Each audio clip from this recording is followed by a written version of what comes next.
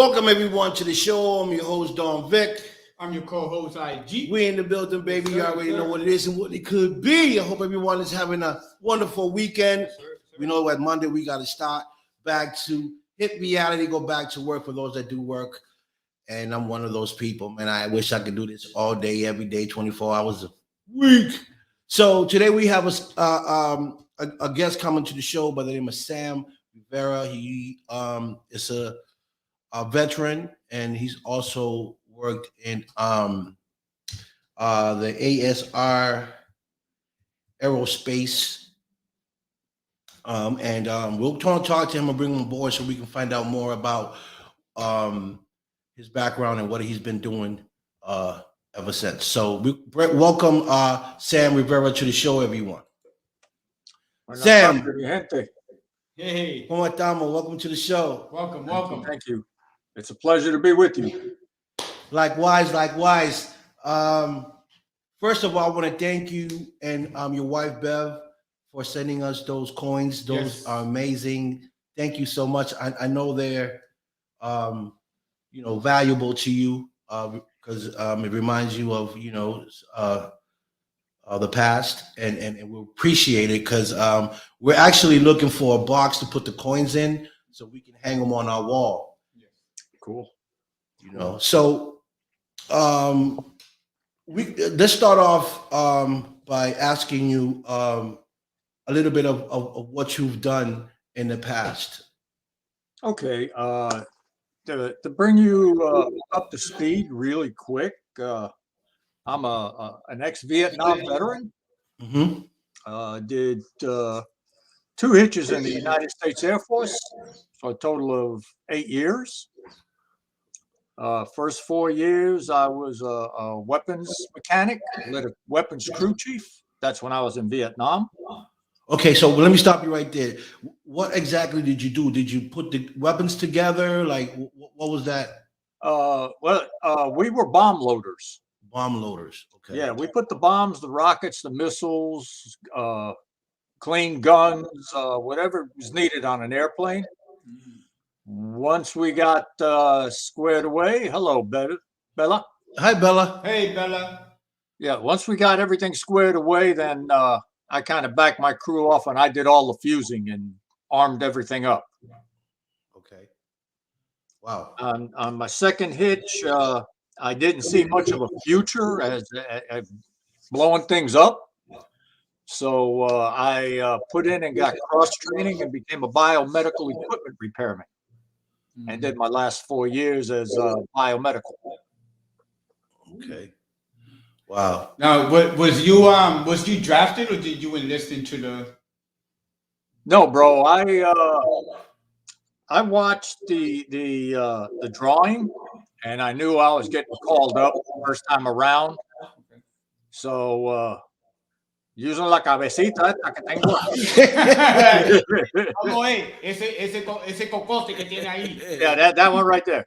But, yeah, I thought, hey, I'll go ahead and enlist, and I'll spend 4 years in Germany chasing blondes and drinking beer.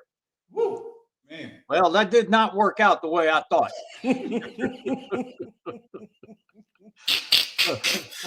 Oh, wow. Yeah, so Uncle Sugar sent me over and told me, don't get yourself killed, man. Watch out for the rockets. And we worked 7 days a week, 12-hour shifts for the year I was there during the war. Wow. How was the training?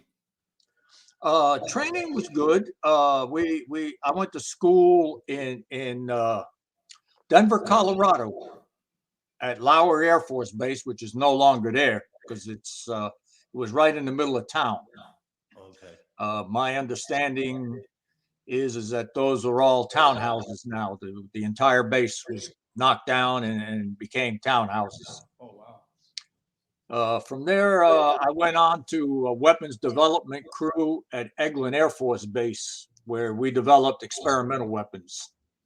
Some got accepted into military, some did not. Did a tour in Vietnam and came back and ended up in California at Edwards Air Force Base as standardization and evaluation team member, and we certified and decertified load crews on the flight line in real time. So, what was going through your head when you was first deployed to um to Vietnam? Like, what was going through your head when it was like, Sam, this is not a drill. This is the real deal. You know, we sending you out there. Well, brother, like most guys who went over there, the first 30 days that you're there, you're scared to death. I can imagine. You just know that your number's coming up, and one of them is going to punch your ticket for you. I kind of settled down after 30 days, an old timer. I was standing alongside, waiting on a little bus that we had that took us around the base. Right. And I heard a boom, and I dived into a banjo ditch, alongside the road. And this old timer that had been there, I call him an old timer because I was there as a sergeant, and this guy was a master sergeant. And he reached down and he pulled me out of the water, and he says, "You're new here, aren't you?" And I said, "Yeah, I sure am, Sergeant." Yeah, I do. And he says, "I'm going to teach you something." He says, "If you hear a boom and a whistle, that means it's outgoing." Which means what? That means that the weapon is being fired from the base going out toward the enemy. Okay. Oh, Okay. If you hear a whistle and a boom, then it's incoming. You're going to hear the whistle and you're going to hear the boom when the rocket or the mortar hits. He says the one that you won't hear is the one that's got your name on it. Wow. Wow. That's So that kind of settled me down a little bit. Right. And I did the next 10 months, just doing my job 7 days a week, 12-hour shifts. yes, sir, yes, sir. How was the communication between like family and friends? How did you communicate during that time? That was scattered because back then, if you were in a war zone, your mail was free. You could write letters home, and it didn't cost you anything. You just wrote free up in the corner, and your letters got home. I am thankful that I had a lot of school kids wrote to me, just hi, so forth and so forth. Yeah, like pen pals. Yeah, they were pen pals.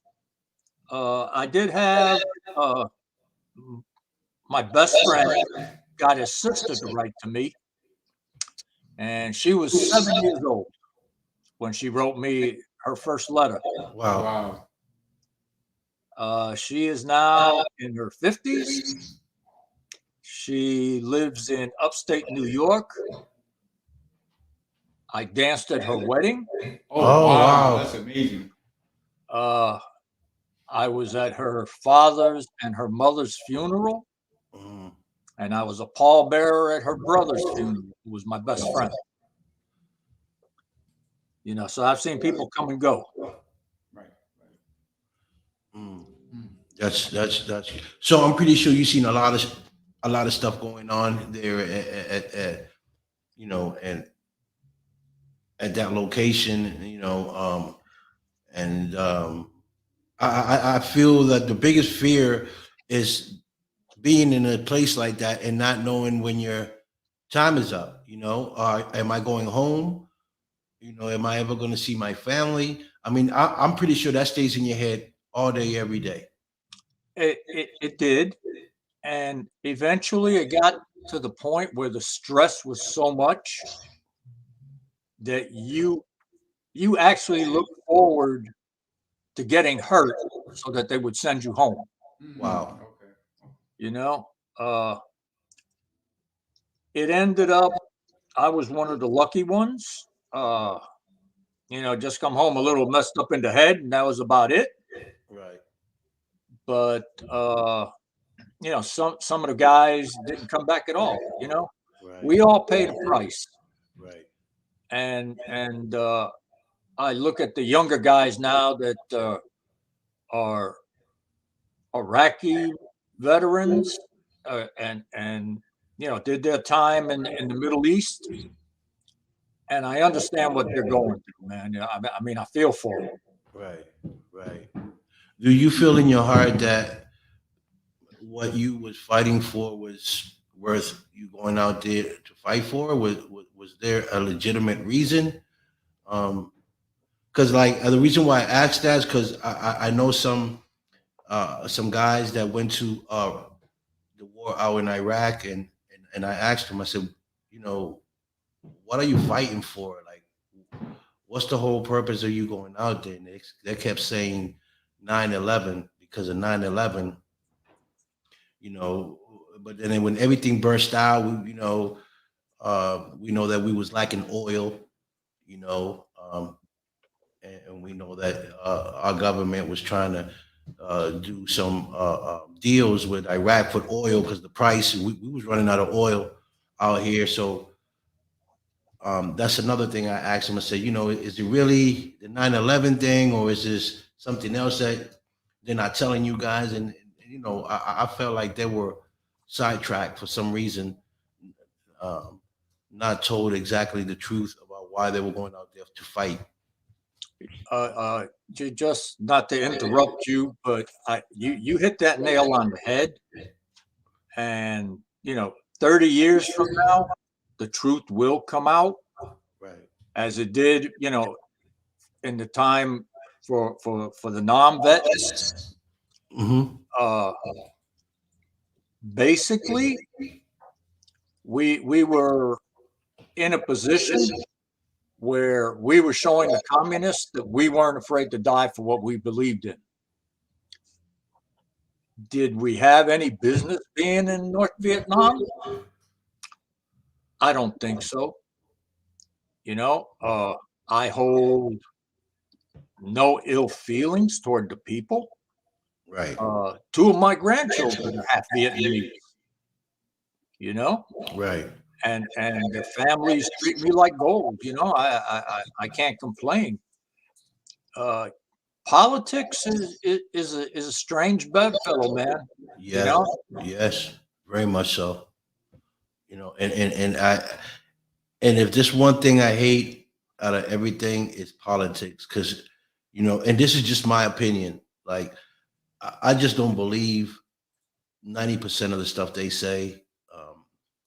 We've been having all types of different presidents and governors, and before they become presidents and governors, they promise the people so much things that they're going to do for the community, for our people, and then when they fall into office, they do the opposite. Let me bring you up to speed on a little something that happened to me, and shed light on what you just said. I was a member of a group that did surveys. We were paid for our opinions, and they would call us from time to time, depending on the demographics that they were looking for. And I got called in for one, and it had to do with politics. We were videotaped and everything else, and they asked us questions, and the guy came up to me and he says, how do you decide who you're going to vote for? And I looked the man straight in the eye and I told him, I vote for the man who tells me the lies the way I want to hear them. Mm. And the guy actually laughed, and he looked at me. He says, that's the most honest answer I have ever heard. Long story short, we ended the whole thing. After the cameras were down, he turned around and he says, this focus group was called by politicians in Washington, D.C. Mm. because they think that the American people are stupid. Mm. And they're going to tell you whatever you want to hear, so you're going to vote for them, and they're going to get into office. That's right. And I came to the realization that politics is a rich man game because you'll never see a poor man in politics. He may start out that way, but he's going to end. I don't know how the hell you do it. You know, how do you become a millionaire making $120,000 a year? That's a good question. You know. Yeah, well, whoever comes up with that answer is going to run this country. You know, and see, so my mind starts to wonder when we get to talk to politics and stuff. You know, and not trying to say that. You know, because I watch movies and sometimes people say it's just a movie, but sometimes in movies they give you so many hints, and if you're bright, you can catch on to a lot of stuff just by watching the movie on what's going on. And you said, you know, how can you become a millionaire with just $120,000 a year? My mind's wonder. You know, politics come from people that are very powerful, people that are in places where they could be doing good things and bad things. You know what I'm saying? To get that money that they need to for the politic side of things. So, you know, you remember back in the 50s and 60s how a lot of our politicians back in the day used to sell the liquor, you know, the booze, and they use that money and bring it in for politics for whatever reason. So when I think about that, I think about other things, you know, because, you know, a lot of things been popping up with politicians doing this and doing that and getting into the wrong business and money laundering and all types of stuff. So I get it, but you also worked in working in the ASRC, right? Yeah, I was a contractor to NASA for a total of 38 years. Ooh, man. You gonna send over that spaceship to us, right? Yeah, we need something. We need to get out of here. We need to beam up to Scotty and find out what's going on in space. On, Sam. No. Okay. Let's get back. Okay. Let's get back to it. Okay. We'll talk about that later. I hear you, brother. I hear you. My whole career was in the payload side of the house. Any satellites, space station, space lab, anything that was going on the shuttle, the companies that I worked for, we processed them and got them ready to launch. I was with McDonnell Douglas. I was with Boeing. I retired from Boeing after 20 years. Went to work for ASRC, which stands for Arctic Slope Research Corporation, which is an Eskimo-owned company. When I went to work for them, I must admit the company treated me very well, took very good care of me. They hired me on as a safety and reliability engineer, and I represented NASA to the contractor that was actually building the mobile launcher that is going to be used for the launch of the Artemis rocket. I was there from day one, from the first piece of metal that was cut. Wow. And I represented NASA as their safety engineer. Wow. So you're that young, huh? Well, brother, between me and you, and I'm not going to give you no numbers, but next Monday I turn 70. You still young, boy. You baby boy. Yeah, hey. We're going to go with that lie. Okay, Vick? That's right. That's right, because listen, it's not about even the gray hairs or nothing, because I'm young and I got gray, so that's all just women. I'm sure your wife, she loves it, so Well, my wife loves the gray hair because it makes her look younger. I like that. That's a good one, Sam. That's a good one. So, what do you know about? Because I don't know too much about space stations and that, because that's not my field. But I've watched, some, because I love space, and I love rockets, and I love everything that has to do with um, space or military stuff. But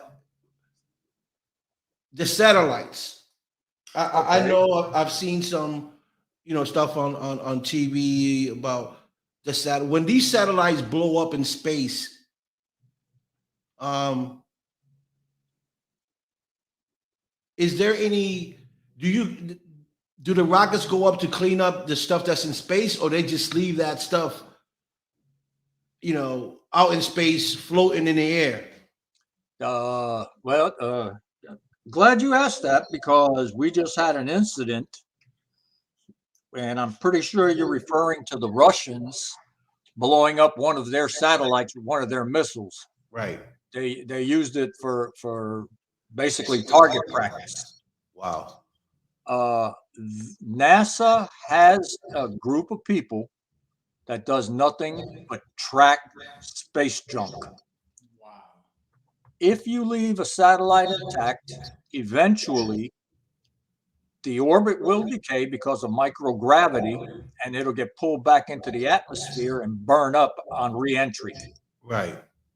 When you blow them up like that into tiny little pieces, it's like a shotgun shell that continues to go around and around and around and around.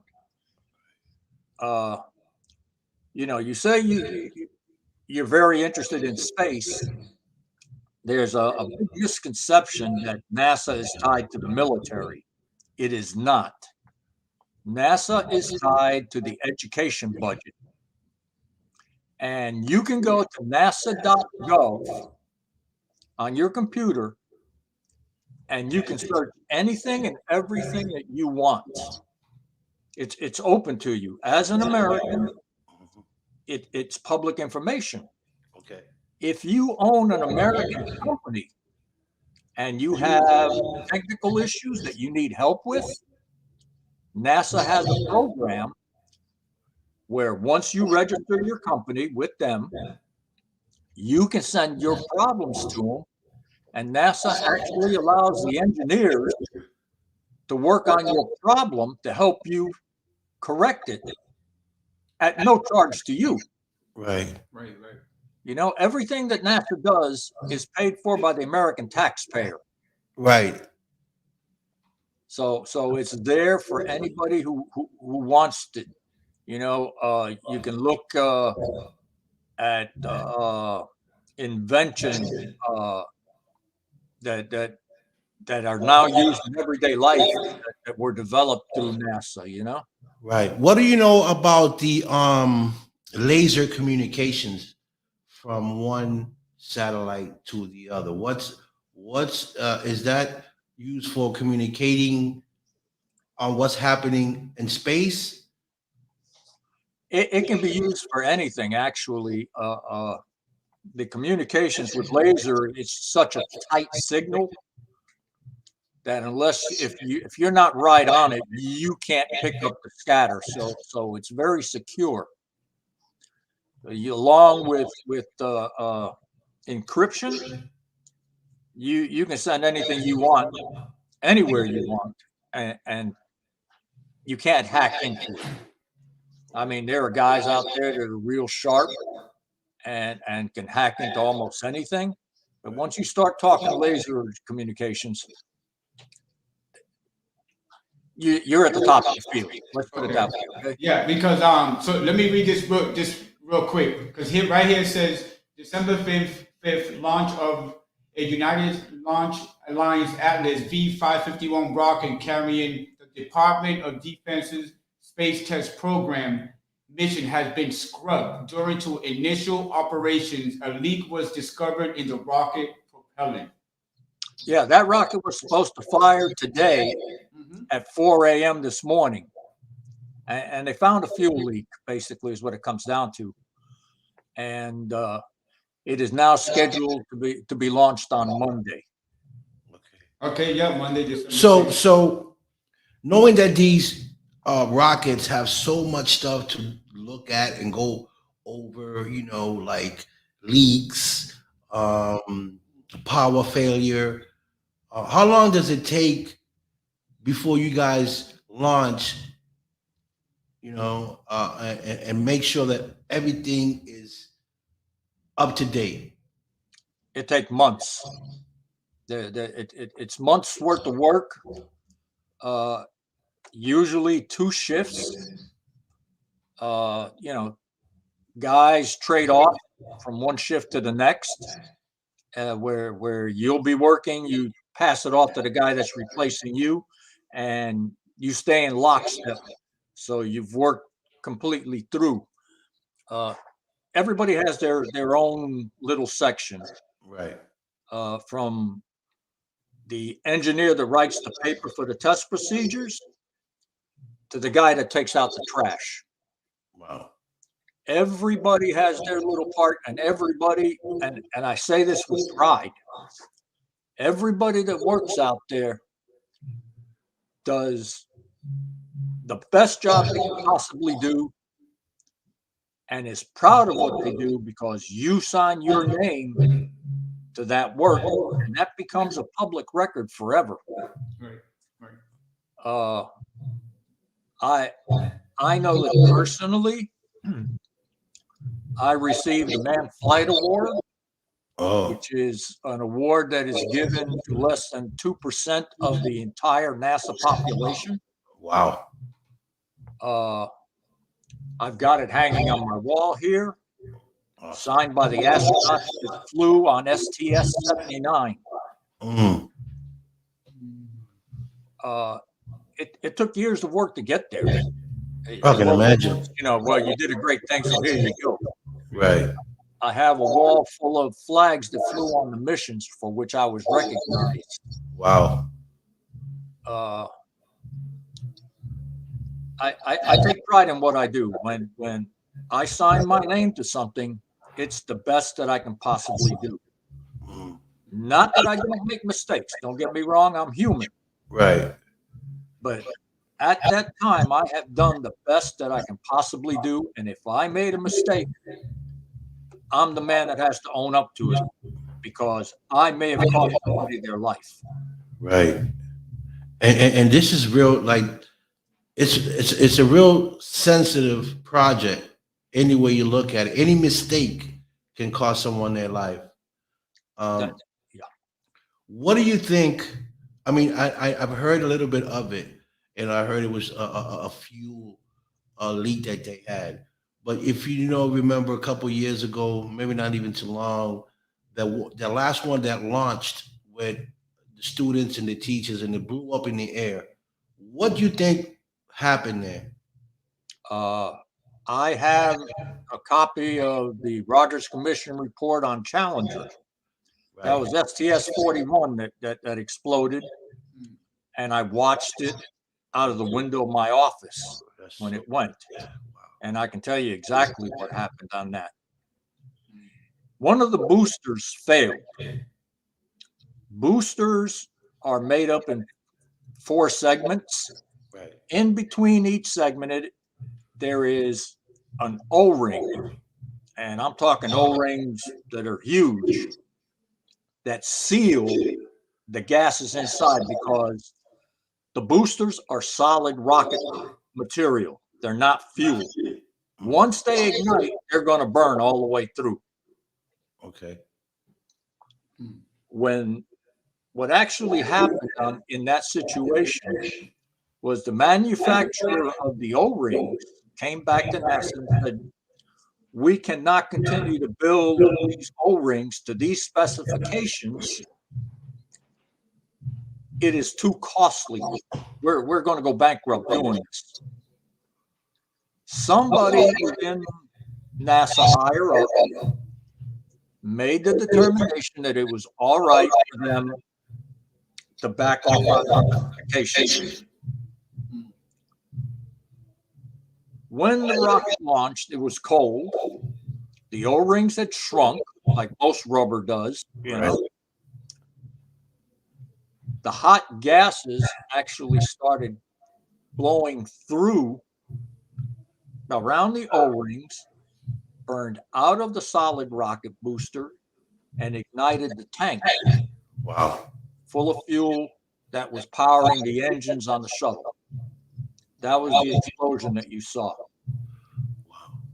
If you go back and look at it on video, which you can see on YouTube, you will actually see the solid rocket separated and then came back under the guidance and continued to travel up, following what was pre-programmed into their guidance system. Wow. That was a sad moment. I seen it. It just blew my mind. I was like, holy crap.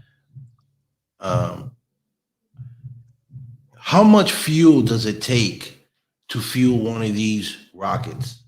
I know it was like 14,000 something pounds of fuel. I couldn't answer that for you, Vic. It's tons of fuel. Right. The on the shuttle, they actually stopped putting paint on the fuel tanks so that they could carry an extra 150 pounds of material within the shuttle, because it took 150 pounds of paint to paint the tank. Wow. And that at lunchtime, that the weight is just fantastic. As the fuel burns off, it becomes lighter, and the rockets continue to go up at a faster and faster speed, eventually hitting almost 27,000 miles an hour. Wow. How can people take that pressure? Like, I know the training must be, it must be some hard training to be able to take. I mean, I know when you go up in a jet or one of them firefighters, you know, doing Mark 1s, Mark 2s, Mark 3s, you know, you're stuck to the seat. It's like a big something sitting on your chest, and you got to be able to breathe and not pass out to take control of that jet. So I can imagine a rocket is twice as powerful and faster when it gets going to hold all that pressure. How do people prepare for that? It's just training, like you said. You know, they're hitting 3.5, 4 Gs going up. Wow. You know, imagine your body weight 3 times on top of you, 4 times on top of you. That's a lot of pressure. You know, that's why it's all computer controlled for ascent and descent.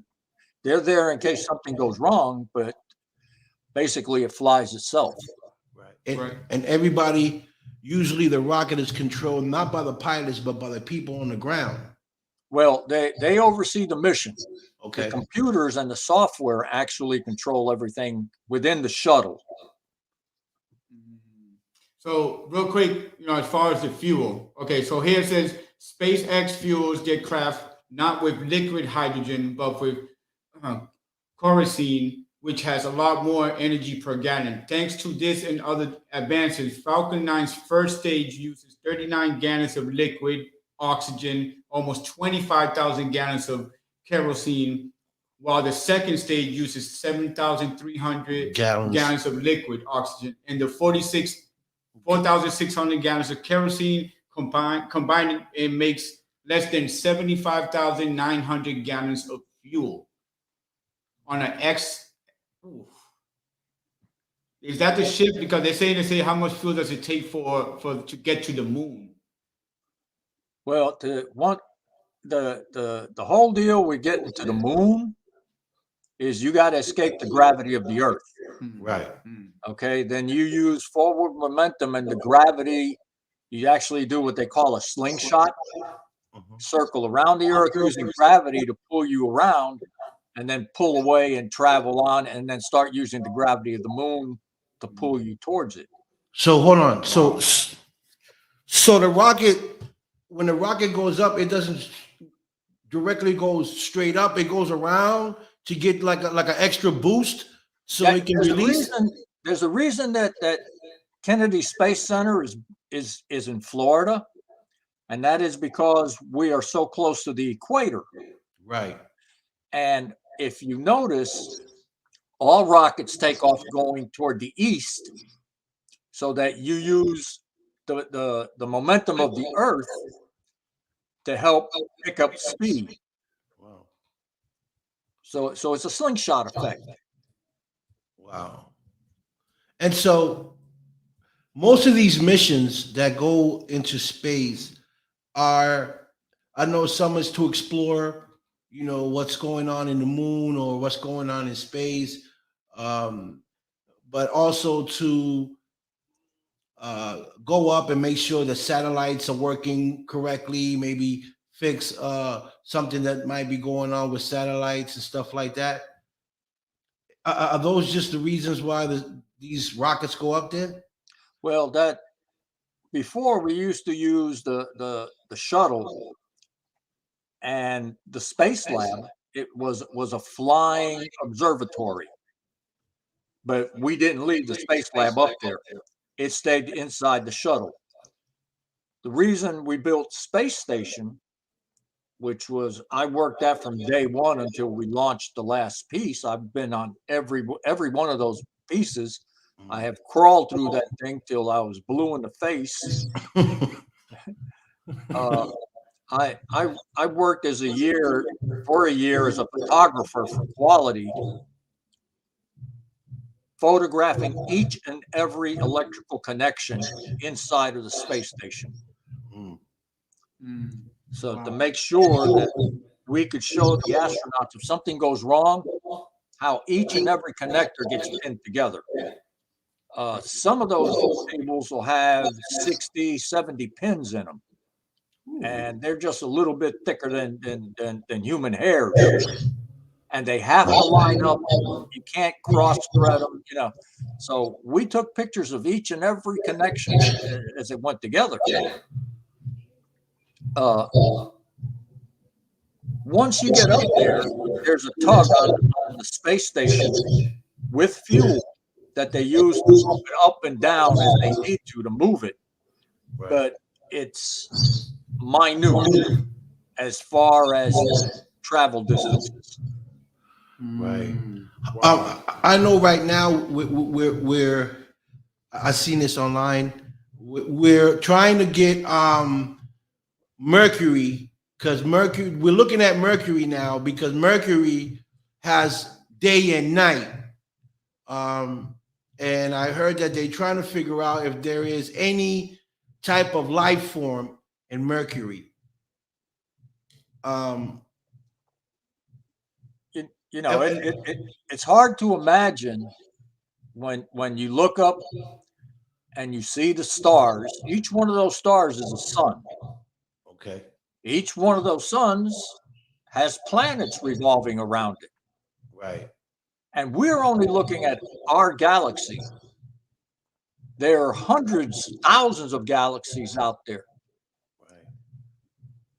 How, and I'm just asking the question, how can you imagine that we would be the only life to develop with so many planets out there?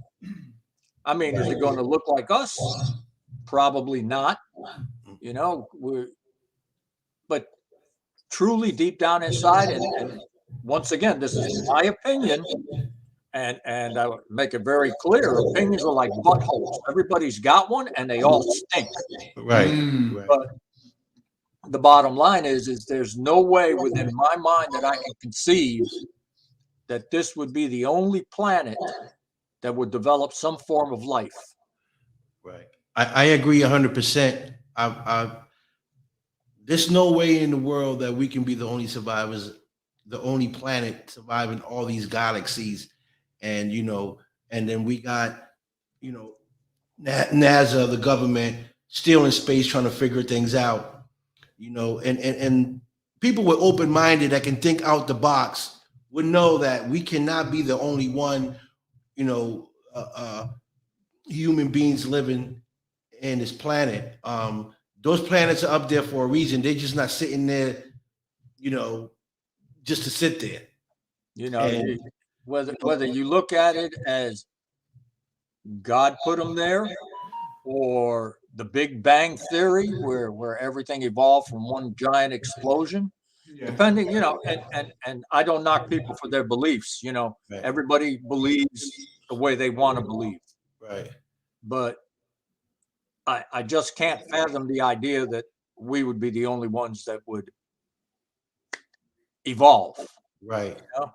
right. And you know, we've had proof of aliens, you know, landing in this planet. 1954, if I'm not mistaken, or 1850, one of those 1954, 1854, and in New Mexico, you know, on that side, a ship landed and it crashed, and they found a spaceship with some bodies in it.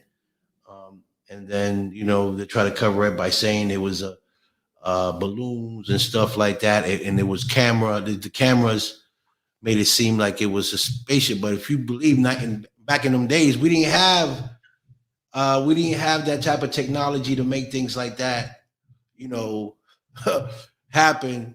You know, fluke people back in Well, them. you know, you go back and you look at Area 51, Exactly.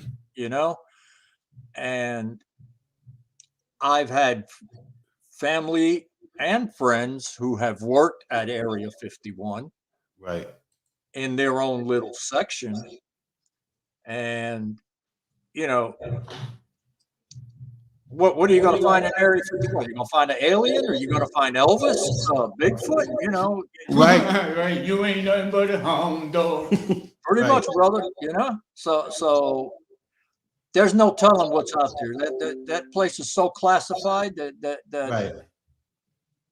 Right. And you know, and knowing that this planet and galaxy is so big, like we was talking about, you know, I believe there's something else out there. Not, you know, we're not the only ones. Um, that are living in this whole galaxy or universe, however we want to put it. We just one of the species that are out here, that are here. You know, we just one. One of. You know, one of. But you know, what did you enjoy more about working in the space station, or you know, at the lab? I took a lot of pride in the fact that somewhere along the line, uh, uh, my little piece and my contribution, I really hope is going to help mankind somewhere along the way. You know,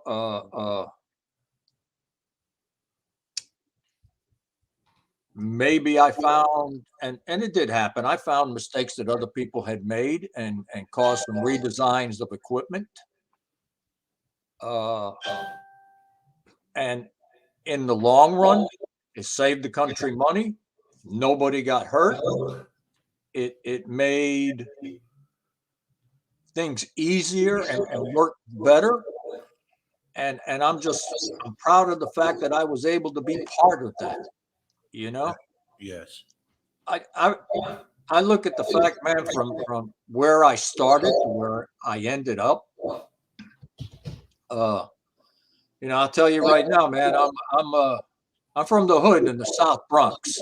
Whoa, baby, you from where I'm from? The hood. Easy, Mr. I got you, brother. You know, I was a Bronx boy.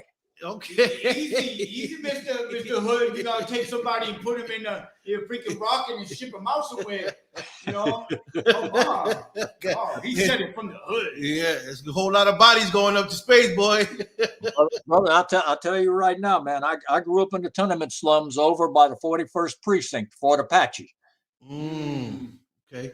And I decided at a very early age that was not for me.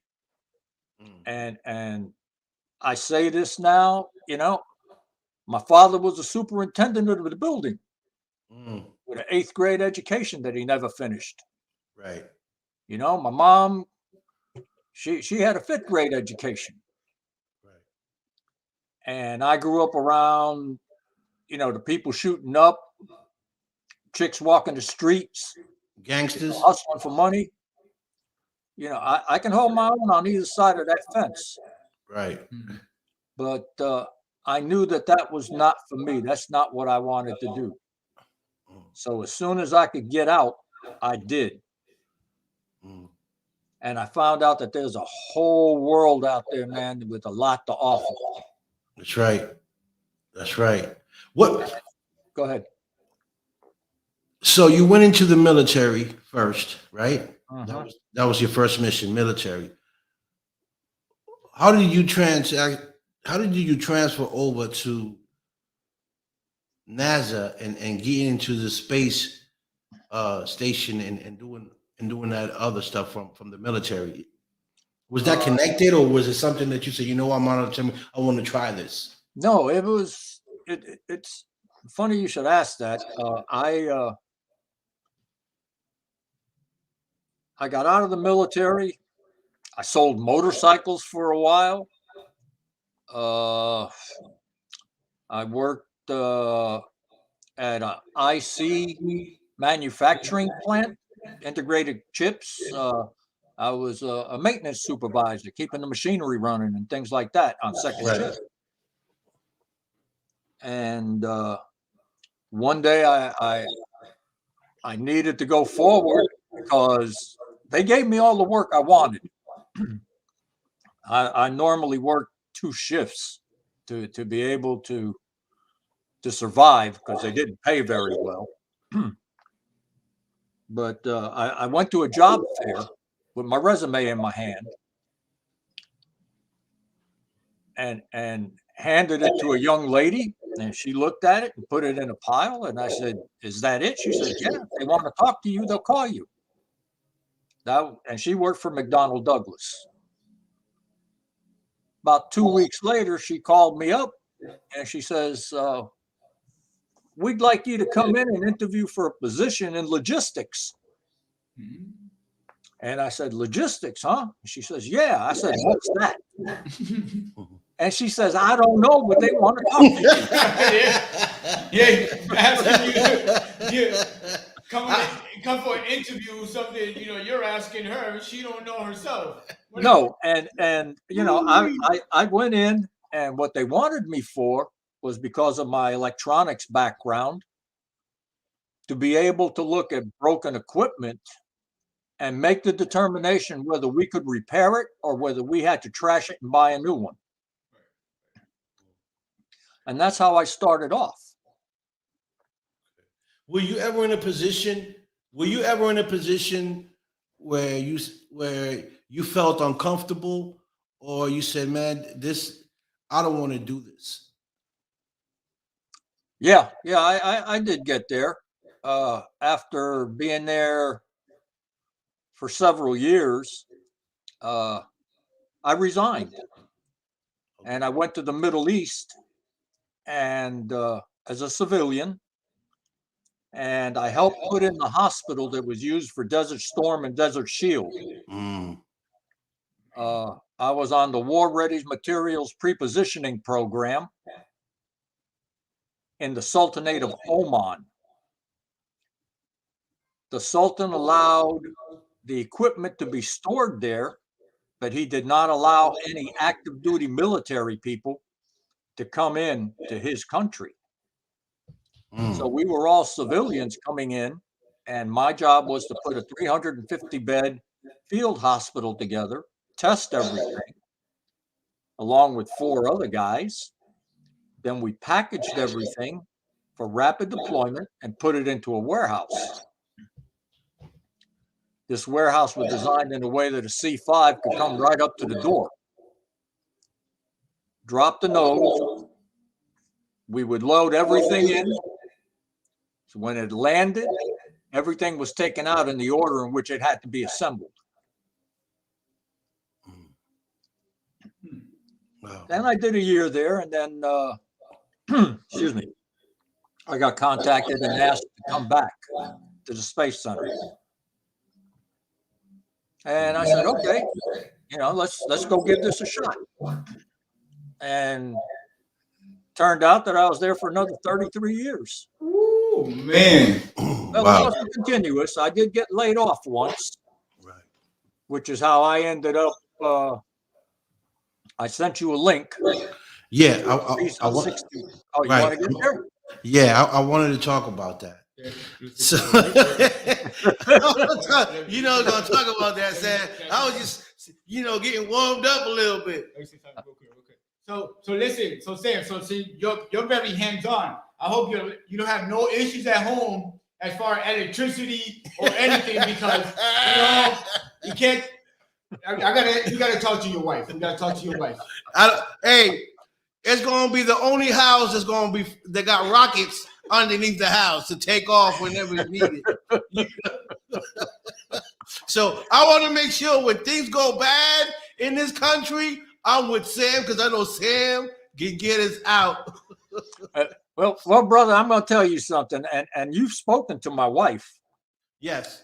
I'm not scared of anything in this world. Right. Except that woman terrifies me.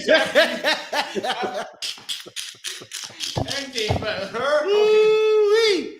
I feel you. Hey, I got hands up on that one. Right. 100%. 100%. So you also well, let's just talk about what we just talked about. So let me just talk about what you sent me and what I've seen from that.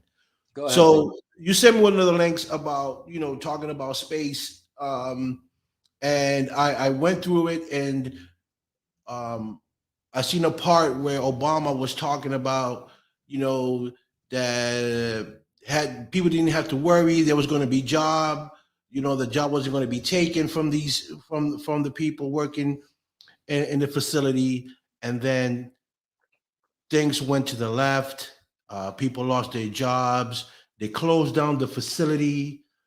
People put in a lot of work, and even I've seen people even tearing about the situation. They feel like they've been lied to, and a lot of people lost their businesses, and some of them are still there hanging on, to the little that they still got left.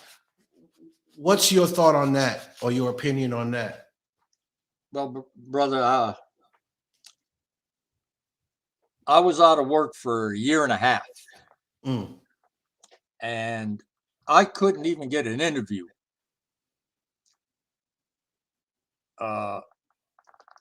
When I would talk to people about a position, they would tell me, we'd love to have you, but we can't afford to pay you what you made out there, which is true. People that worked out there made better than the average person in Florida.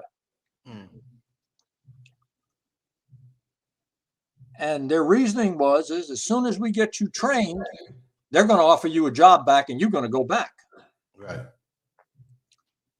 Well, like I told a lot of people, I said, I got to eat, and I was asked to do the piece on 60 Minutes, which I sent to you. Yeah. And I saw a young lady asking me for address. Feel free to share my Facebook contact with anybody who would like to have it, Okay. and they can message me. Right. But anyway, long story short was I got selected by the unemployment people as one of the guys to be interviewed. I interviewed with Scott Pelley for 60 Minutes. Right. What you saw was actually two different interviews that were put together. Right. He asked that I be brought back. I was the closer.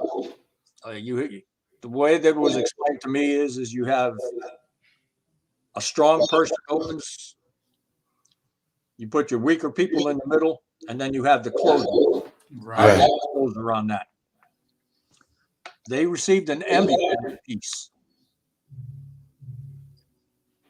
I went to Buddy's house that I knew where they lived, to check on them. And I remember going by and seeing the front door open and no furniture there. They had just walked away from their homes. They had gotten to the point, man, they'd gone through their savings. They did the whole deal. It's so sad. It was heartbreaking. Yes. Luckily, there are some good people in this world, strangers, and God puts you in life for the time that you need them. There were some people from California through with some issues of cash donations, and made me an offer. And I told the guy, I said, I can't accept this. Right. He says, well, I see the position you're in. I said, no, I can't accept it. I said, but this is what I'm willing to do. If you agree, I said, I would like to share this with the folks some of the unemployed folks that are out there with me. And they liked that idea. And for a while there, we had a nonprofit organization that was started out of California. And I would approach him with people's stories, and he would cut them a check to help them make that went on for about over almost 2 years. Even after we continued doing that. I ended up eventually, and I'm getting a little feedback here. I'm messing with my speakers. Yeah, we're trying to do it's probably from over here also. I'm trying to just put it. Okay. But anyway, eventually it just kind of stopped. And I thank God, and I thank him and his wife for everything that they did for us. Like I said, I saw people pack up and leave. Yes, I seen that. It was sad. Some of them came back after we started flying again. Some got picked up. Others found other work in other areas. When SpaceX came into the game, that opened up a lot of work. Now we have Blue Origin, Blue Horizon. They're coming in, and you had such a high concentration of highly skilled people in this area that it made all the sense in the world for these companies to come here and pick up a ready crew. And these are people that, like myself, took pride in what they did and were very good at what they did. Would you, if you had an opportunity to go back and work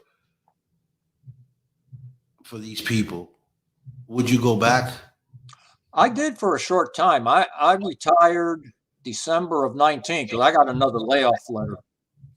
Wow. And my wife looked at me and she says, what are you going to do? And I said, you know what? I said, this is my 68th birthday. It's payday. And it's Friday the 13th. Oh, man. Oh, I said, this is the day I walk out the door. And I told him, I said, I'm done. oh, wow. And I walked out the door. And I was home for 11 months. And ASRC, of all people, called me up and said, we have a position open. And I worked for them for about 7 months. And one day I got up and told the wife, I said, I don't want to do this anymore. And she says, give him 2 weeks. I said, why? I'm never going back. Wow. Friday the 13th. 2 weeks. So I did. I gave him a 2-week notice, and now she works me harder than I ever worked before.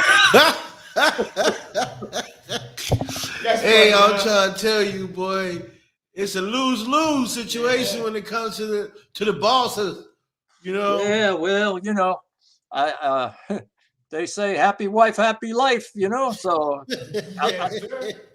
I'll send you a PM and let you know if that's true or not. Right.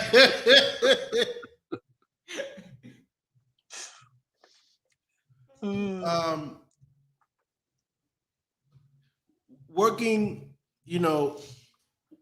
when you gave up your resignation on this last time, was it because you were just tired of working there, or was it because certain things you didn't agree with, or certain things that would happen and that you said, I want no part of this, that you decided to just give you 2 weeks notice, or you just walked out? I was brought back in to do reliability assessments on some of the new systems. Right. And had a young man at a virtual meeting sit down and told me how to do my job. And I said, okay, I wasn't going to mess with it. That was not the time or the place for us to lock horns. Right. And I made a few phone calls to some buddies that I know. And I said, can you tell me about this guy? They said, oh, he's been there for a whole 6 months. I said, oh, so now he's a rocket expert, huh? And they said, yeah. I said, okay, that's all I need. And the company was rebidding the contract, so I wasn't going to make waves because the company had treated me very well. Right. And I just said, you know what? I said, I'm old, I'm tired. My wife's got a list for me of stuff for me to do. Right. I said, so I'm done. Right. So 6 months. 6 months. I wouldn't put nobody in charge of any rocket that has 6 months experience on anything. He wasn't in charge of anything.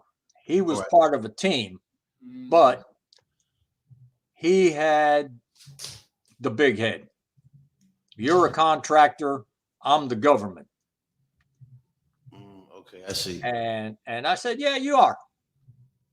So the reason I'm doing the job is because you can't. Right. And I got my tongue on that one and walked away. Right, because I feel like that's kind of dangerous to have someone like that in charge of something so serious, something that can go wrong in any minute. If it's not, these were all new systems that were being designed. Right. We're trying to work the bugs out of them before we actually built anything. Mm-hmm. But a little bit of information is the dangerous thing. Right. And that was the problem. He had just a little bit of information. And he was not aware of how things worked. Right. Anytime you develop something new, it's a process. You scrub it over and over and over and over again, and it still breaks on you. Wow. So the space station that's in space. Yes, sir. How long? I'm pretty sure people live there. Oh, it's full right now. How long? We have astronauts up there right now. Yes. How long can an astronaut be up in space? Like, how long can they be up there? We had an astronaut, and his name just, I'm having a senior moment here. His name just slips my mind. Who has a twin brother here on Earth that's an astronaut also. And he was up there for a year. Mm.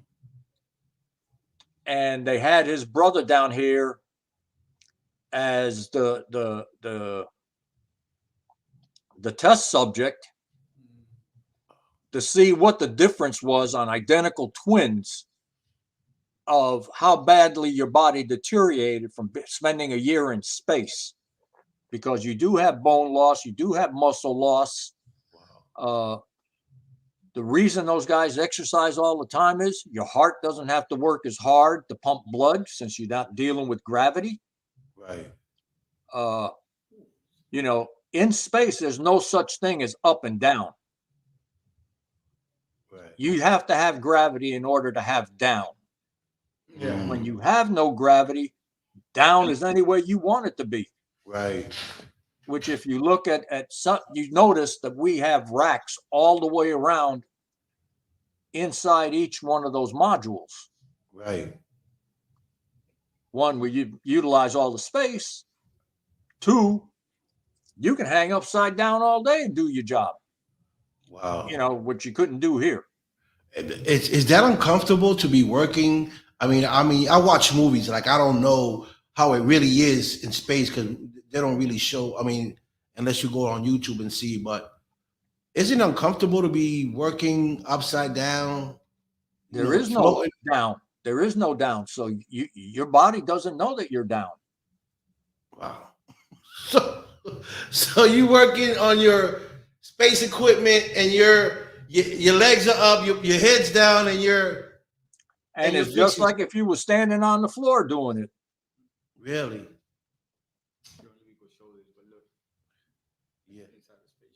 Yeah. Yeah.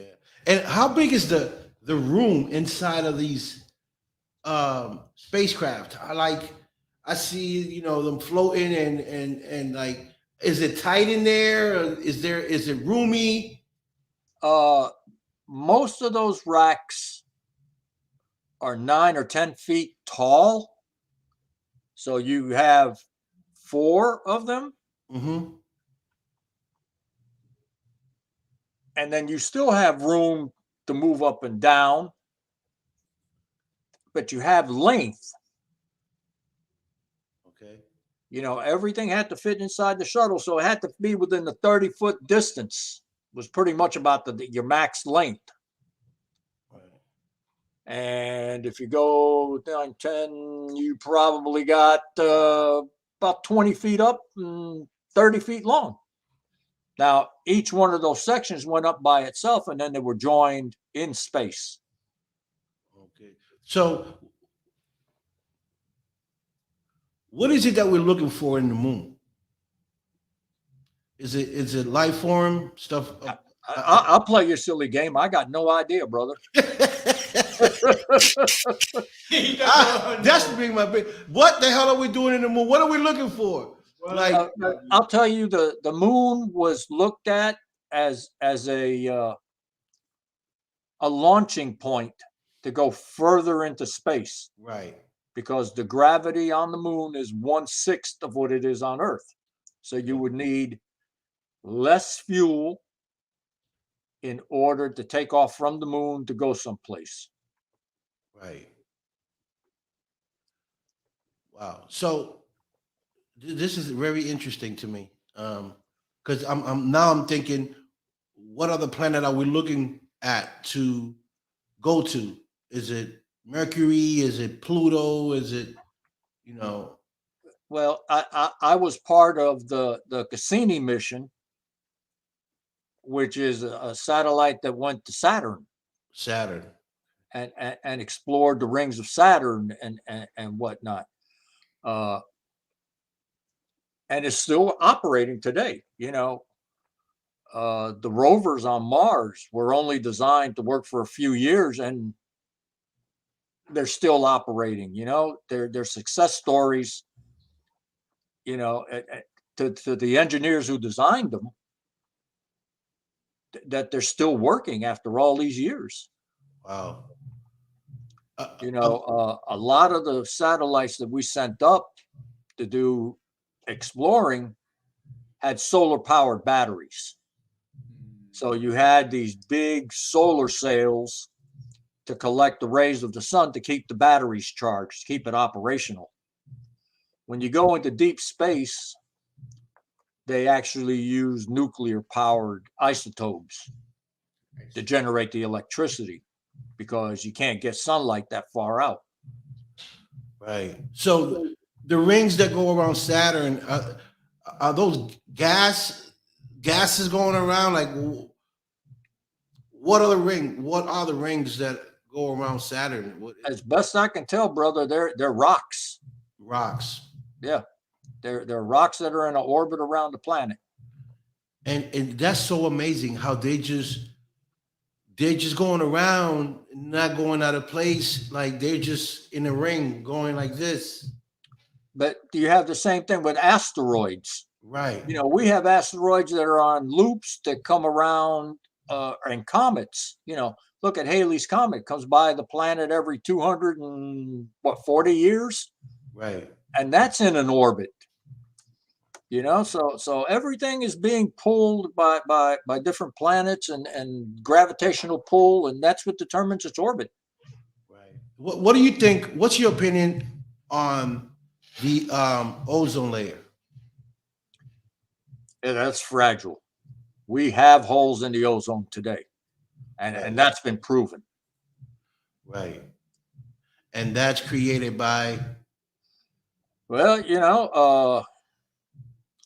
they call it what was the term that greenhouse gases.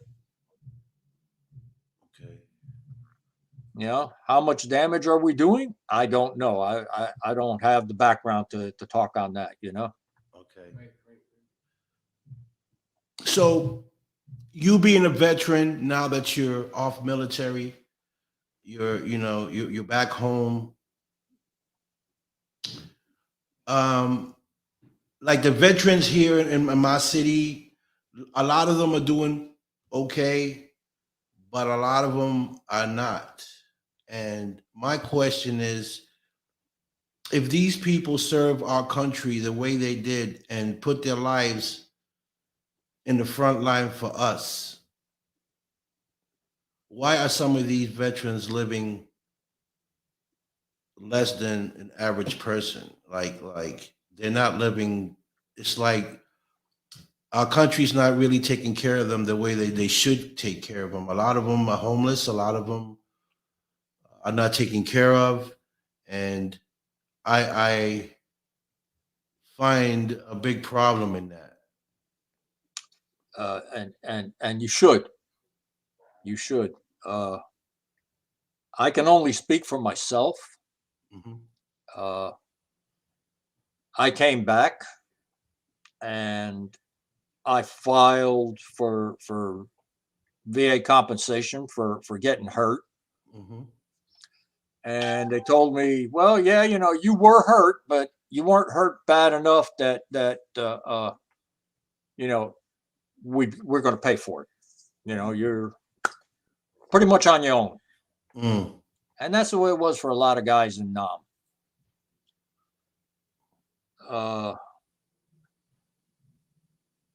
When I was unemployed, I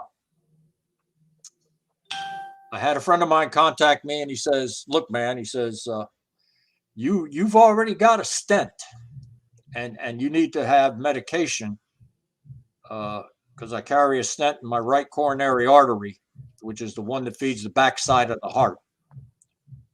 When they caught it, I was 95% blocked. They didn't know how I hadn't had a heart attack. Anyway, they put a stent in there, but that was the issue with me having to be on medication. Right. Keep my blood thin. Buddy of mine said to me, go to the VA because at least you can get your medications. And I said, what have I got to lose? So I made an appointment and I went. And luckily, the doctor who was doing the examination, she kept looking at me and saying, "I know you from somewhere." And I have a little mobile DJ business that I do weddings and quinceañeros and Oh, now he says it. See, a little sneaky thing in there, right? Anyway. Quinceañeros. I make a little cash on the side, and Okay. and whatnot. And I mentioned to her, I said, there's a possibility you may have been at a wedding or something that I did. Right. And she says, no, that's not it. And she kept examining me and doing things and filling out paperwork. And she turned around and she says, you ever been on TV? And I said, yeah, I was on 60 Minutes. She says, that's where I know you from. Oh. She says, I saw that piece. And my 15-minute exam ended up being a 2-hour conversation. That's hard. It's good. Anyway, she says, yeah, you were hurt. It's here in your records. She says, all I can do is, go forward with my recommendations and we'll see what happens. Right. It turned out that I got 30% disability because I messed up my back. Okay. A couple of years later, I had a heart attack at work, working for NASA in May of 2018. I was rushed to the hospital where they did a triple bypass on me. Mm. Because of the triple bypass, I ended up at 70% disabled. Mm. Wow. I'm on medication for the rest of my life. And now they're examining me because they have determined that I may be, I was exposed to Agent Orange. Which is what? That was the herbicide that was used in Vietnam to kill vegetation, which is cancerous. Cancerous, yes. And it is also a carcinogenic, which you can transmit to your children. It continues on in your bloodline. Wow. So anyway, I have been exposed, and I thank God that as of yet that there nothing has ever shown up. Amen.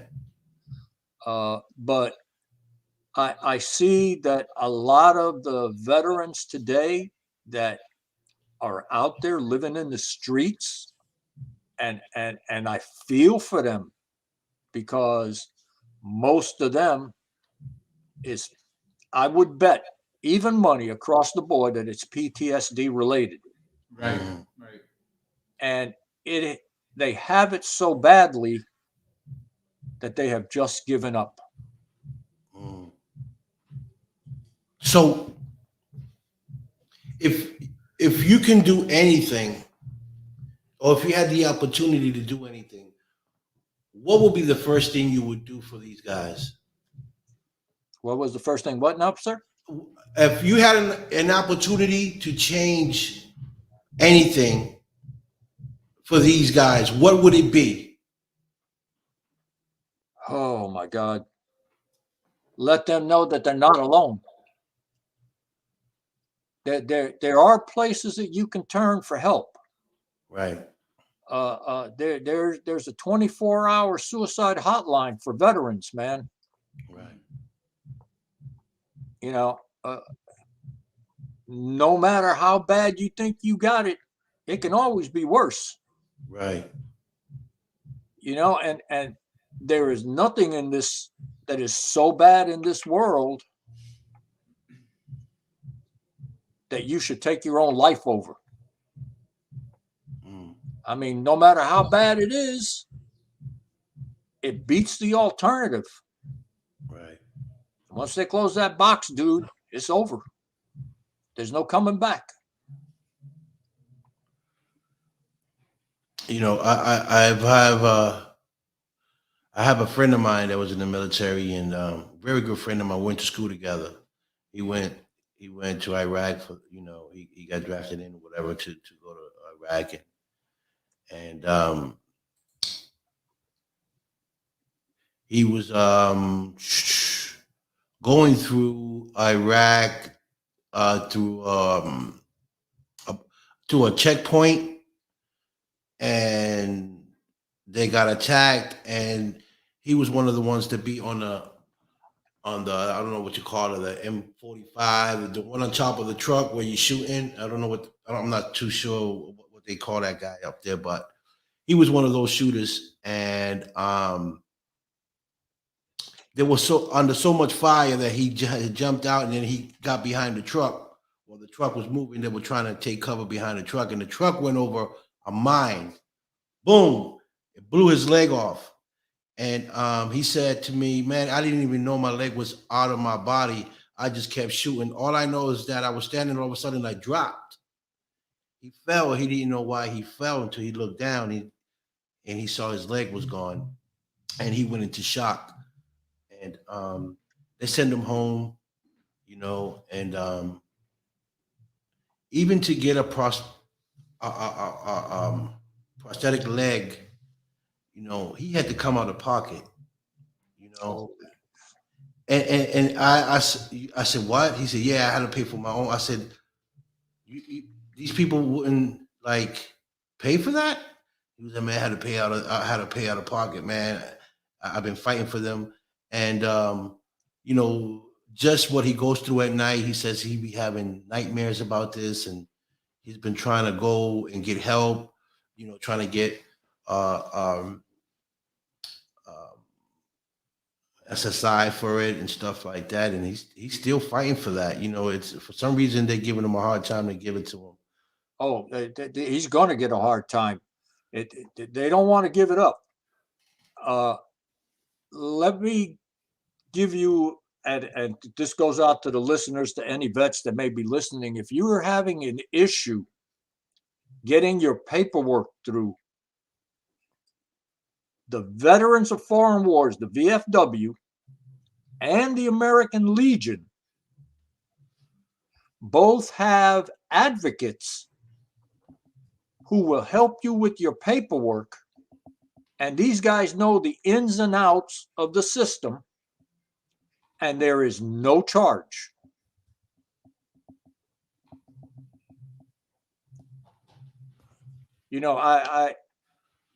They say that there's no such thing as a stupid question. The only stupid question is the one you don't ask. That's right. Have those guys go out and ask at the VFW, ask at the American Legion. All of those veteran places have people that will help you with your paperwork. I know that here in Florida, we have a department, Florida Department of Veteran Affairs, that'll help you fill out your paperwork. The VFW, the American Legion, you can always hire a private lawyer, but he's going to take a percentage of anything that you get. Right. But these places are free. It doesn't cost you anything. They're vets themselves, and they know the system, man. They're going to help you work. Cool. You sent me another link.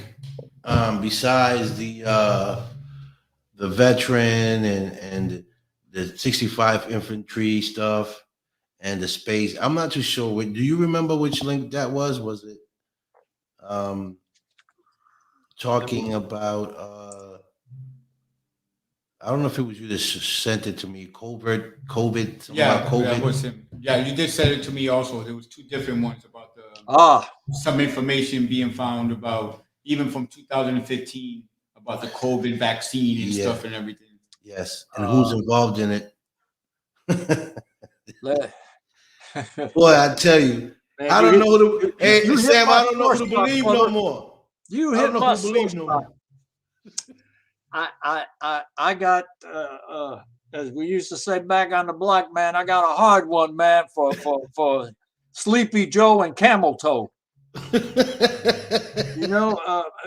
If both of them went to hell tomorrow, I'd be throwing a party and everybody'd be invited. That's right.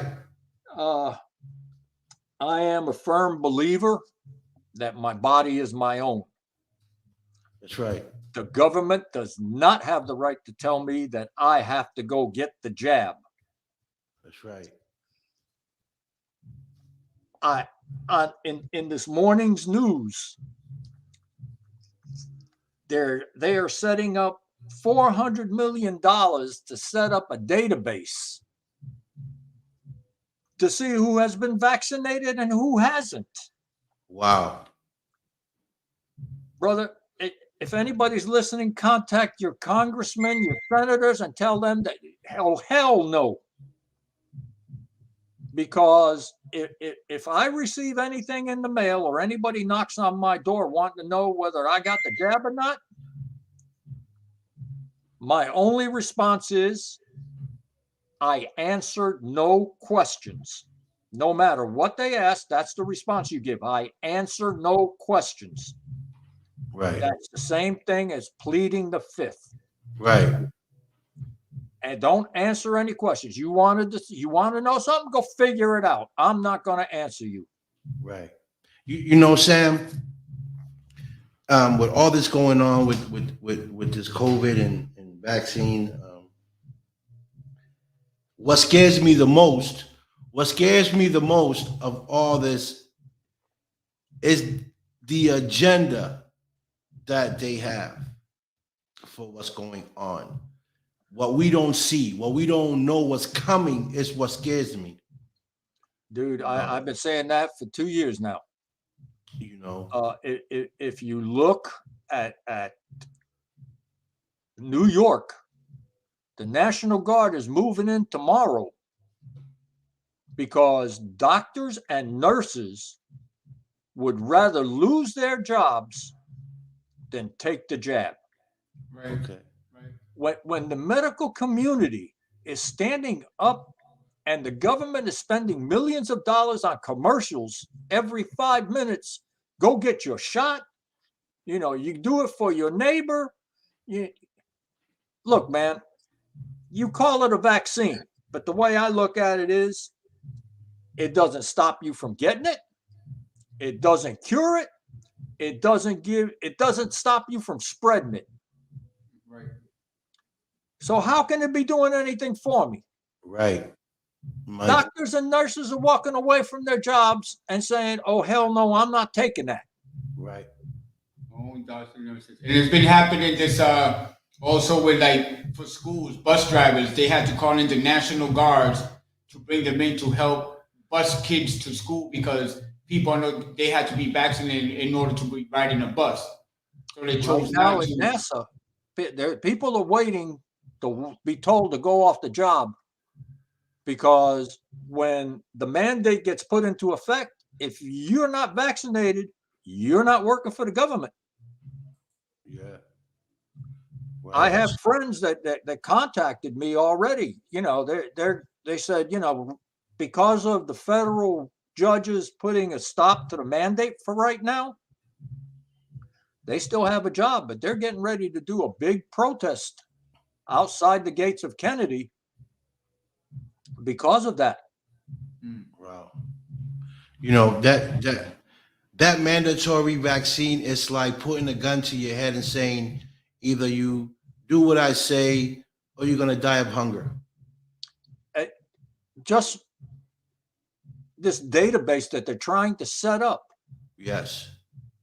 Besides the fact of knowing whether you got the shot or not, what else are they going to use it for? And you know damn well they're going to use it for something else. Control. It's all about control. Population Oh God, control. yes, brother. Population control and overcrowd. You know, there's been talk for years about wanting to depopulate the earth. Right. You know, and that goes across all countries. That's right. But, you know, I saw it pop up on the bottom of your screen here. You know, mandatory lockdowns. People in Europe are protesting right now. Australia, you know, people are locked down. Yeah, there you go. Germany under mandatory quarantine for the unvaxxed. You know, this is going to get nasty, dude. It's going to get nasty because there's coming a time where people are going to say enough is enough. and it's not going to be on my children. It's not going to be on my grandchildren. It's going to be on me to do something about it. That's right. Right.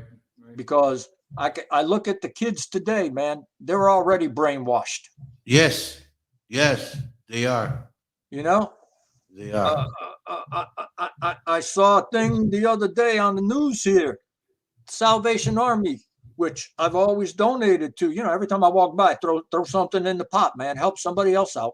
Right. The guy actually had the nerve to sit there that they're going to give you stickers when you make a donation to apologize for being white. I said, really? My God. Oh my How goodness. far are you going to take this thing? You know, I look at these young kids, you know, driving in their cars by themselves with their masks on. Unbelievable. Are you going to catch something from the radio? Right. I don't know, man. You know, Sam, there's so much stuff going on in this world. I'm just to the point where I just don't believe anything. I just don't believe anything that comes out of there. You know, I tell you, I've never voted in my life.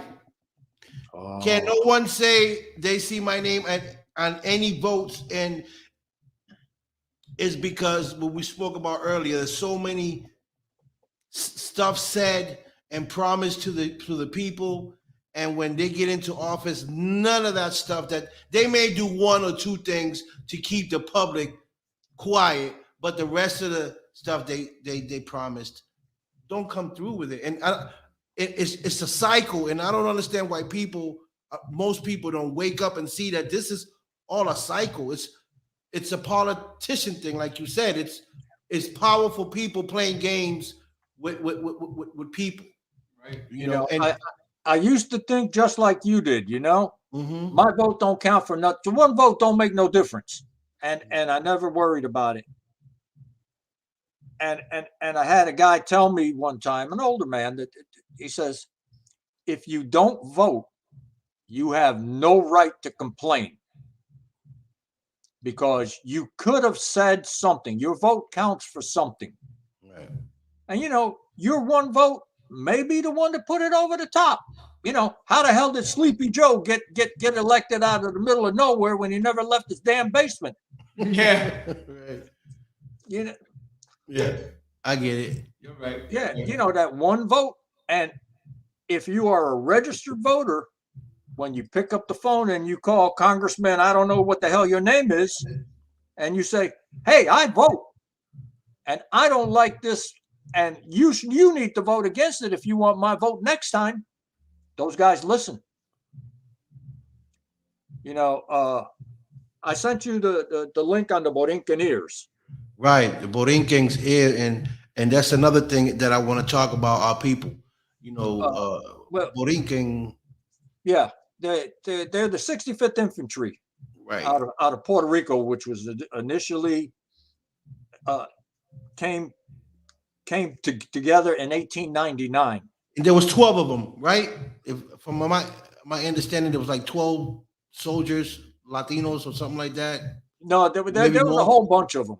Okay. There was a whole bunch, but when during the Korean War is where they made the name for themselves. Okay. You know, because they fought in the Spanish American War. You know, that World War II, Vietnam. We call them, out of affection and respect, los viejitos. Yeah. Because we have a large concentration of them here in Central Florida. Right. Living in the Kissimmee area. And I'll send you some pictures of them, because we do luncheons and Christmas, and I'm a member as a volunteer of the Gold Medal Committee. Mr. Sam Rodriguez out of Washington, D.C. heads that up. We have a historical committee that if you Google the Borinqueneers 65th Infantry, it's all on the internet, brother. Right. Yes, it is. Yeah. And when you say the word badass, those little 90-pound guys who are now 90, 85, 90, 95, those are badasses. They were part of the last hand-to-hand combat bayonet charge against the Chinese in Korea. Wow. The military's never done that again. Mm. Those guys went hand to hand, man. Some of them had little machetes from the finca that they brought with them. Right, little macheteros. Yeah. And, yeah, Bella, I see your messages. I'm not ignoring you, dear. I see your messages. You met Sam Rodriguez. You know who I'm talking about. Yeah. But you know, these viejitos, you look at them, man, they can barely stand, but they wear their colors, they wear their caps, and the Korean veterans, and dude, they have the pride, and they made it easier for guys like me when I went in the military. Okay. But the Borinqueneers, you know, here we have a post office named after them. Oh, right. We just had a gold medal presentation, and these guys all had to prove that they were Borinqueneers. They can't just say, you know, they have to show paperwork, you know, the DD-214s and everything else. The Sergeant Major Colon, he just passed away at 105. Wow. And the dude told me stories, man, that made my blood run cold. I can imagine that, like that type of combat, hand-to-hand combat, must be the most scariest combat of all. Sorry. Yeah, must be a scary sight, because it's one thing to shoot from a distance, but when you're hand-to-hand combat, you know, where you're right there face to face, you gotta have cojones to do that. You got that. You got that, man. You know, and we come, you know, Puerto Ricans, you know, we have one of the toughest bloods out here, you know, because, you know, we're Tainos. We Tainos as well. We got Indian in us. And Indians weren't easy. You know, Indians were tough. They were tough people. If you go back, man, and I did my DNA testing, and I'm finding family, man, that I never knew I had, you know, second and third cousins, but through blood, you know, I'm seeing where the connections are. And what I didn't realize, you know, I'm white for all practical purposes, you know. Right. Yeah. Pero my family on both my mother's side and my father's side were black. Yes. You know, so I don't know where the Blanquito snuck into the wood pile from. But,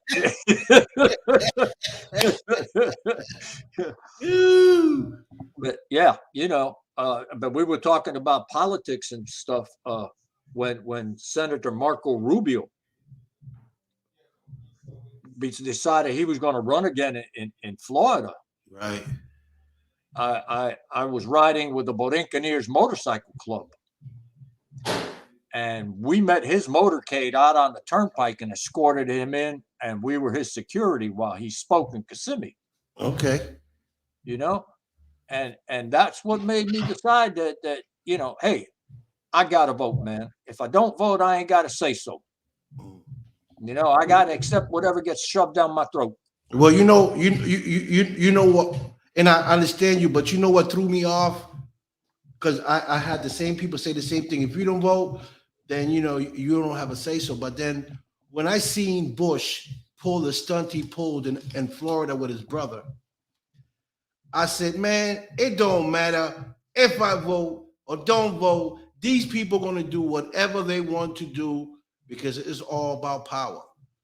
You know, that was the first time in my life that I seen that type of thing happen, where you had to re-vote. We got to pull the votes back in and re-vote. Something ain't right. And next minute, you know, he still wins.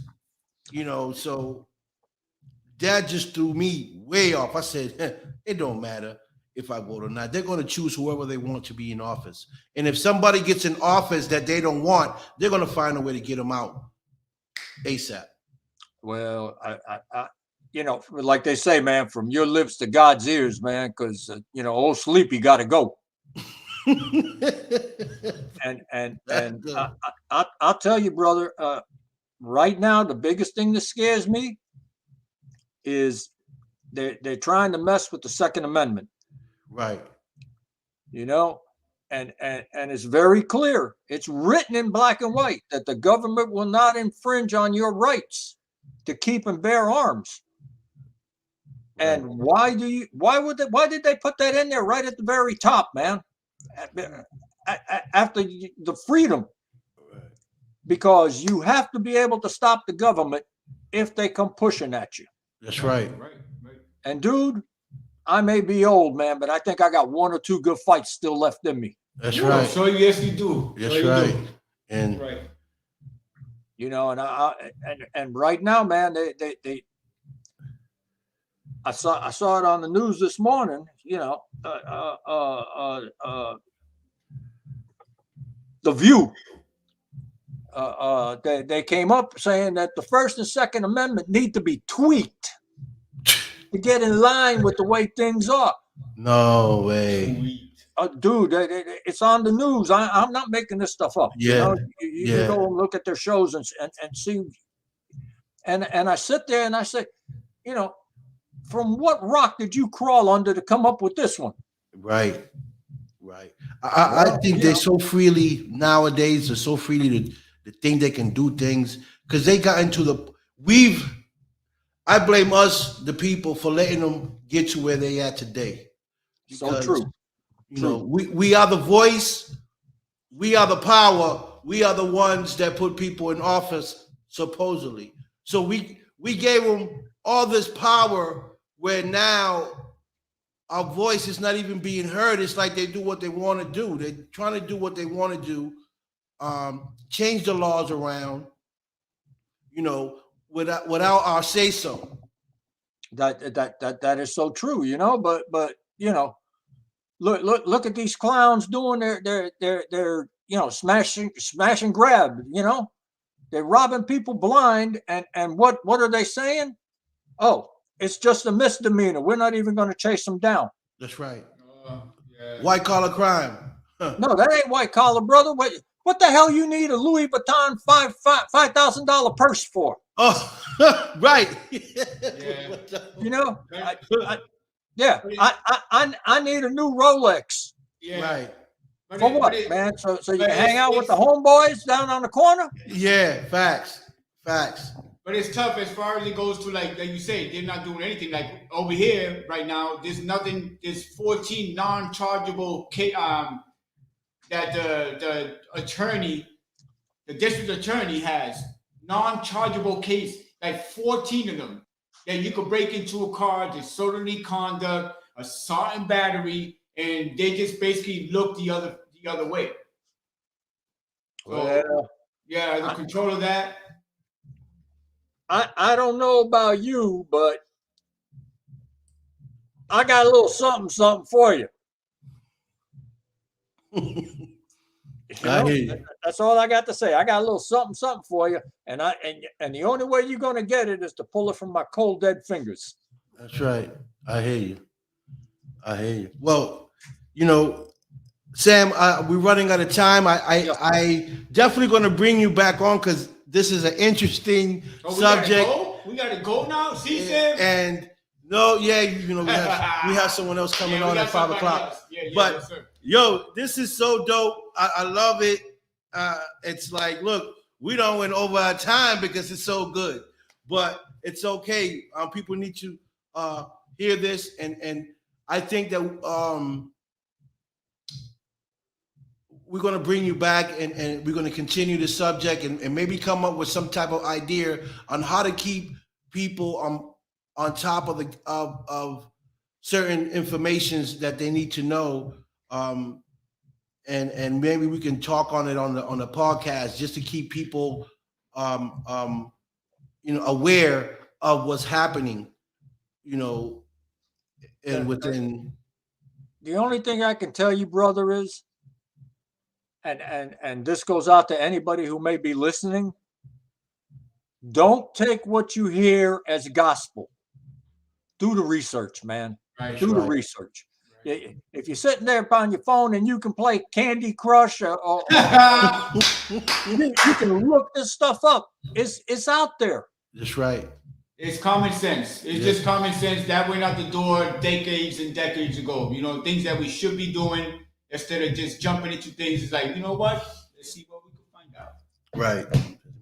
All right, my brothers. Well, I appreciate the time and letting me vent. Right. Yes, sir. Anybody contacts you guys and they would, you can give them my information, they can PM me. Yeah, definitely. I think Kara, I think was interested in reaching out to you. So we reach out to Kara and speak to her and see exactly if she wants to connect, and we'll send her over your way. That would be cool.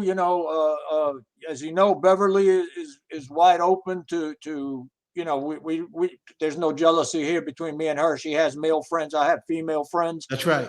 We talk. We're wide open with each other. Okay, that's awesome. That's so dope.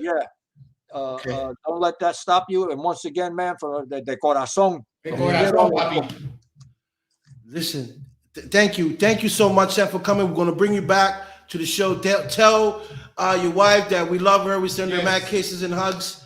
And don't get mad at us. But he said it's okay, right?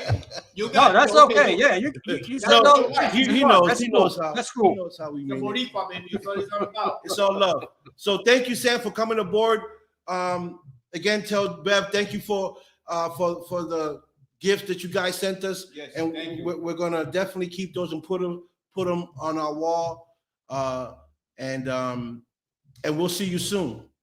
Thank you so much, my brothers. You take care. God bless. Likewise. Bye. Yes, people, that was Sam Rivera. Listen, this was interesting. And I wish I could have over here longer, but we have someone coming on the show in about 15, 20 minutes. He's an actor. Dustin Adrien coming from Las Vegas. He'll be on the show. We're going to be talking to him, finding out exactly what he's been doing, what movies he's working on, what movies he's done, and what is he working on now in the future. So we're going to bring him on at 5 o'clock. So tune in. Make sure you share, because sharing is caring. Thank you, everybody, for logging in. Stay tuned. We got one at 5. We got another one at 7 o'clock. Yes. So 7 o'clock, we have Minnesota Spirit Hunters coming on the show. So that's going to be exciting. I like paranormal stuff. So we're going to see some more creepy and, creepy stuff that they, came up with. So I can't wait for them. And I can't wait for Dustin to come on in a few minutes. So we're going to take a quick break. We'll be back at 5 o'clock. Big shout out to Sam Rivera, his wife, Bev, for for being who they are. Great people, great friends of mine. I love them to death. And we'll see you at 5 o'clock. So make sure you guys tune in and share it. All right. Yes, sir. We'll see y'all in a second.